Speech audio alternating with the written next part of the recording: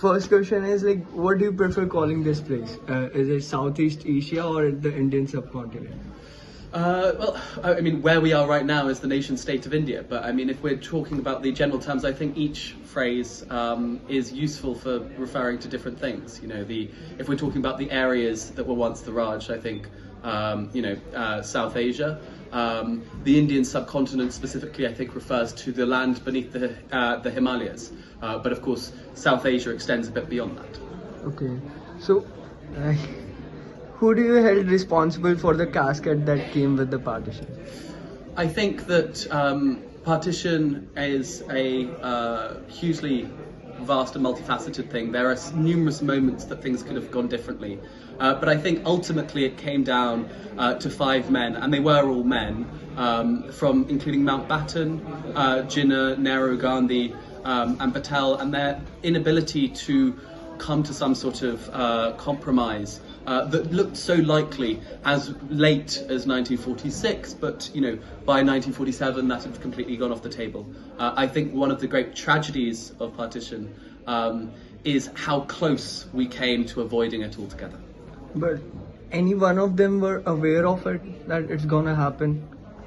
As in the partition or the refugee or crisis the that followed? Cascade, or that the massacre? I don't think anyone was aware of the massacres, and that emerged in the wake of Direct Action Day, thanks largely to basically illegal weapons that had been spreading in the aftermath of World War II on a black market, which is why Punjab, for example, was so much more brutal than Bengal was, because there were far more military officers there and more people trained. But I think that the series of blunders made in the latter months of the 1946 and early 1947 made it somewhat of a inevitability. However, as late as June 1946, I think that no one could have foreseen what would come. Okay, so was the Burma was the real first crack in the empire? How did it set the pattern for the later ones? Burma, I mean, this is the centre of my book, the fact that the first partition, which is the separation of Burma, really inspires all the later ones. The fact of the matter is that Rahmat Ali Chaudhry, who comes up with the name Pakistan, explicitly bases his idea of Pakistan off the precedent of Burma's separation. He says that if Burma is to be separated, it makes no sense to me why the Muslims of India are to be forced into the Indian Union. And so he takes that is the first statement of intent for the creation of Pakistan, and it's based on the precedent of Burma. It's interesting also how much Burma features in the writings of, for example, Ambedkar, in the writings of Gandhi, and yet somehow it's slipped from our collective memory in the last 5 decades, largely I think thanks to Burma's receding from the worldview, thanks to its isolationism and cutting itself off from the world economy. So so which partition has the biggest ongoing impact on today's South Asia? I'd say 1947. Okay.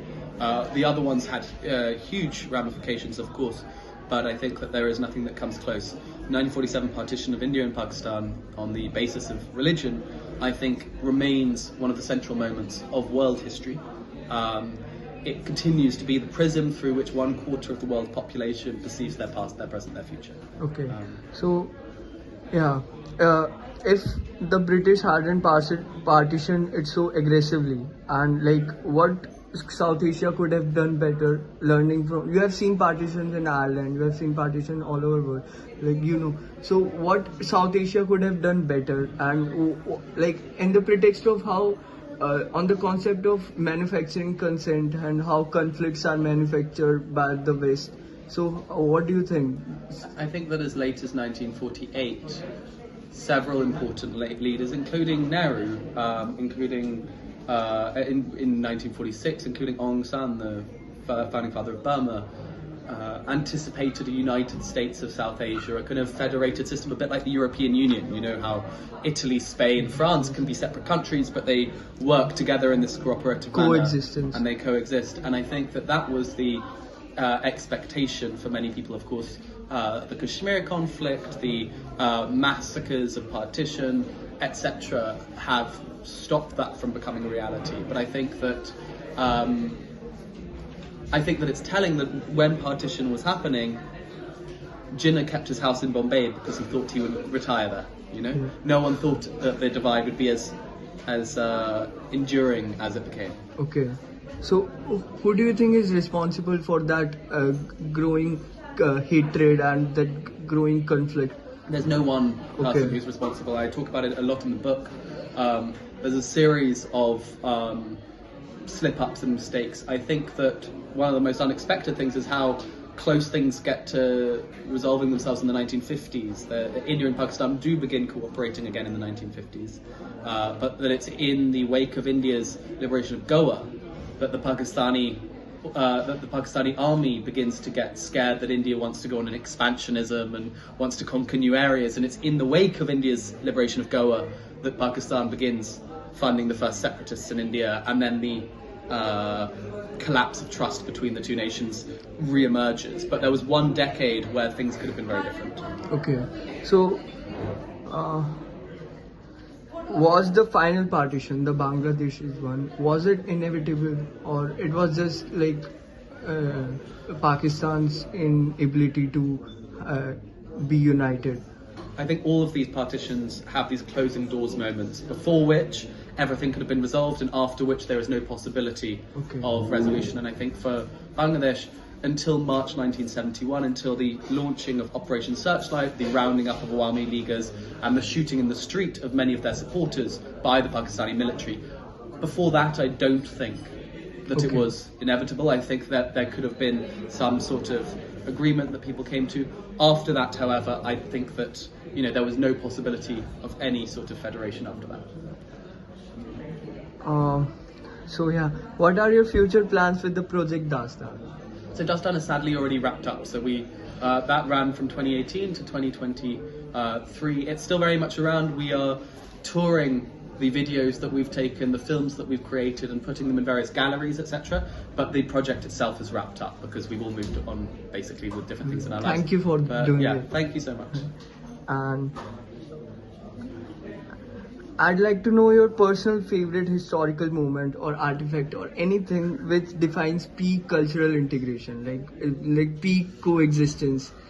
I mean, in the subcontinent or across the world? Because in the subcontinent, I think that you can see it in the temples of Vrindavan. There's these extraordinary temples that were given imperial firmans by the Mughal court and represent a sort of coexistence that emerged under Akbar more than anything else. And so Govind Dev Ji was the largest temple in North India when it was built. And to this day, I think the temple of Orcha, which was built by the right-hand man of Emperor Jahangir, I think represents that as well.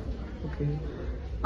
So you have friends in Lahore. So how do you see this geopolitical thrift with growing conflicts and in the context, also in the context of the academic freedom in India, we have, you have, how do you have the academic freedom in India?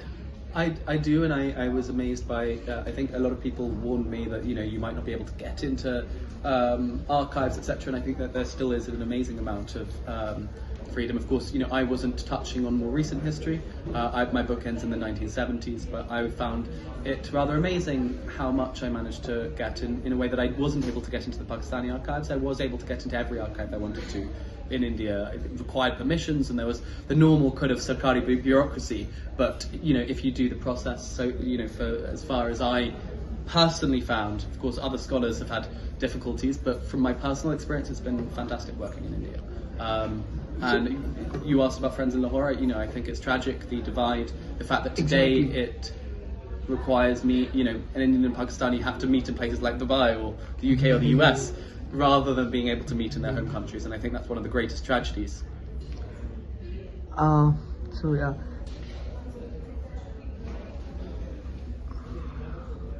Done? And then I just have a few more questions.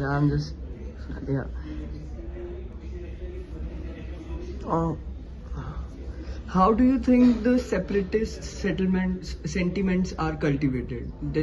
Are they intrinsic and are they come from that particular region, or they come from outside?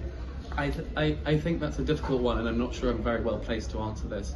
What I will say is that in the 1920s there was no inevitability about which nation states got created and which didn't, and many of the separatist movements of today were the nationalist movements of the 1920s. I think there is no clearer example than that of Nagaland. Naga nationalism was a potent force, and we could have very much ended up with a Nagaland alongside India and Burma, rather than the Indian-Burmese border carving them in two. And I think that the Naga separatist movement emerged, the early Naga nationalists don't talk about separation from India, they talk about repudiating the line of partition that divided their communities. And so I think that understanding the nationalisms that existed before 1947 are crucial to understanding the separatist movements that emerged after it. Okay, thank you. Thank you.